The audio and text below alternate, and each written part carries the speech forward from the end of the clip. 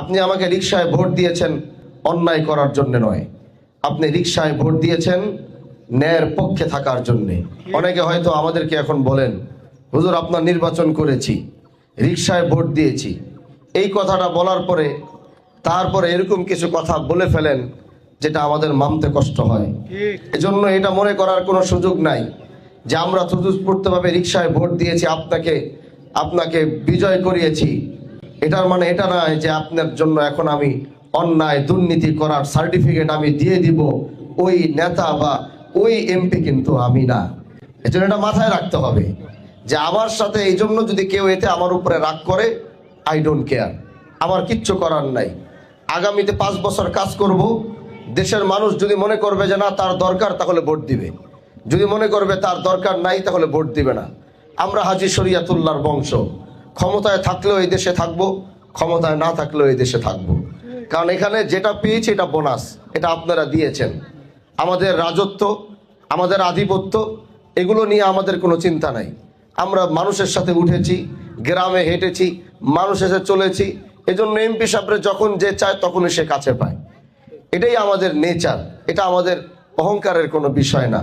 কিন্তু আমরা হাজী শরিয়াতুল্লাহর বংশের সন্তান হিসাবে, পীর পরিবার হিসাবে, এই দেশে 250 বছর সংগ্রামী পরিবার হিসাবে 250 বছর এই দেশে আমাদের চলাফেরা। এজন্য এই কথাটা বলার উদ্দেশ্য হলো, অন্য দল আর আমাদের দলের ভিতরে আসমান জমিন পার্থক্য থাকতে হবে।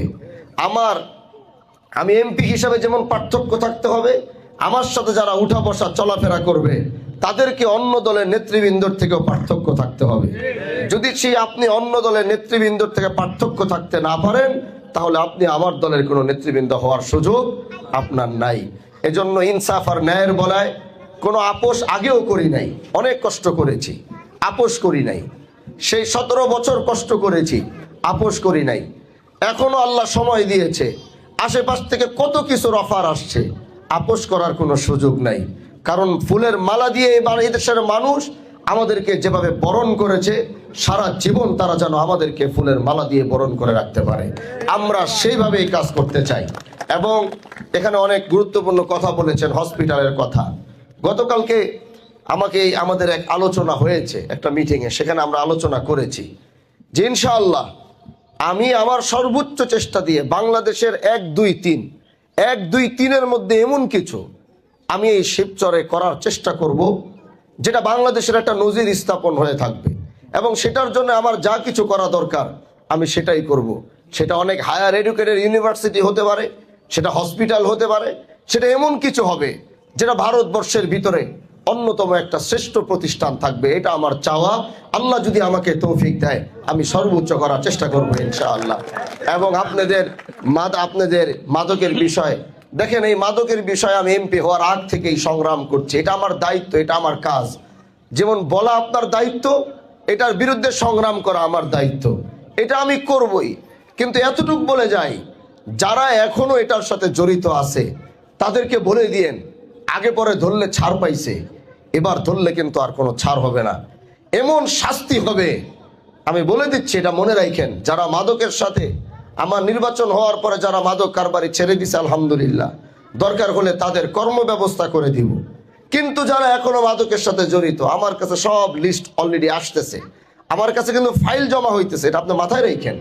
আমার কাছে ফাইল জমা হচ্ছে, কোথায় কোন বাড়িতে কে মাদক বিক্রি করছে। আমি এবার যাদেরকে এক একজন করে ধরবো, এবার ধরার পরে কিন্তু আর কোনো ছাড় আমি দিব না। যেমন এই যে কয়েকদিন আগে আপনারা দেখেছেন হসপিটালে সিলগালা হয়ে গিয়েছে, আসছে, আমি বলছি কোনো রিকোয়েস্ট এখন কাজ হবে না, কাগজপত্র ঠিক করে আবার চালু করেন। আপনারা দেখেছেন অবৈধ স্থাপনা একদম ভেঙে দিয়েছি সরকারি জায়গার উপরে। আমি এখন বলছি, আগে অন্যায়গুলোকে প্রশ্রয় দেওয়ার মানুষ ছিল, এগুলো করেছেন, কেউ কিছু বলে নাই।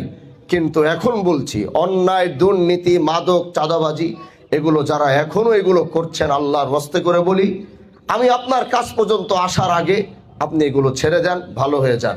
যদি আপনার সমস্যা হয়, কর্মব্যবস্থার সমস্যা হয়, মাদক বিক্রি করে যদি সংসার চালাইতে হয় আমাদেরকে জানান। আমরা চেষ্টা করি যেন আপনার মাদক বিক্রি করে যেন সংসার চালাইতে যদি হয়, আমরা আপনাকে এমন কোনো কাজের একটা সন্ধান দিই, ছোট একটা চাকরির ব্যবস্থা করে দিই। কিন্তু তারপরও অপরাধের সাথে কেউ জড়িত থাকলে সেটার ছাড় কিন্তু হবে না।